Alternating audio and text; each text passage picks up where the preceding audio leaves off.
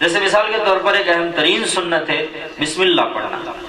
یہ تو ہر آدمی سمجھ سکتا ہے کہ وضو کرنے سے پہلے آدمی بسم اللہ پڑھے.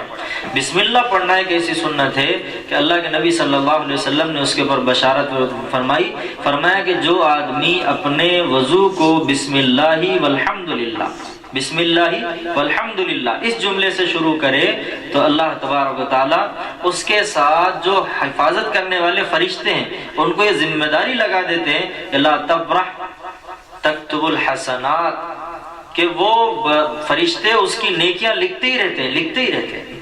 کب تک؟ حتی تحبس الوضوء، جب تک کہ اس کا وضو باقی رہتا ہے. تو یہ اللہ کی جانب سے صرف کتنی بات پر ہے کہ آپ وضو کرنے سے پہلے بسم اللہ اور الحمدللہ پڑھ لیں. ایک مسئلہ عموماً آتا ہے کہ ہم وضو کرنا بیٹھے اور ہم نے وضو شروع کر دیا، اچانک ذہن سے ہمارے بسم اللہ کہنا ہم بھول گئے. تو اس کا علاج یہ ہے، جس طرح ہم نے سنا ہوا ہے کہ ہم کھانا کھاتے وقت اگر بسم اللہ پڑھنا بھول جائے تو درمیان میں یاد آئے تو کیا پڑھے؟ بسم اللہ اولہ و آخرہ. ویسے ہی وضو کے اندر بھی ہے کہ اگر شروع میں آپ پڑھنا بھول جائیں، درمیان میں جب بھی آپ کو وضو میں یاد آ جائے کہ میں نے بسم اللہ چھوڑ دیا، وہاں پر آپ پڑھ لیں بسم اللہ اولہ و آخرہ. انشاءاللہ اس سے آپ کی سنت ادا ہو جائے گی.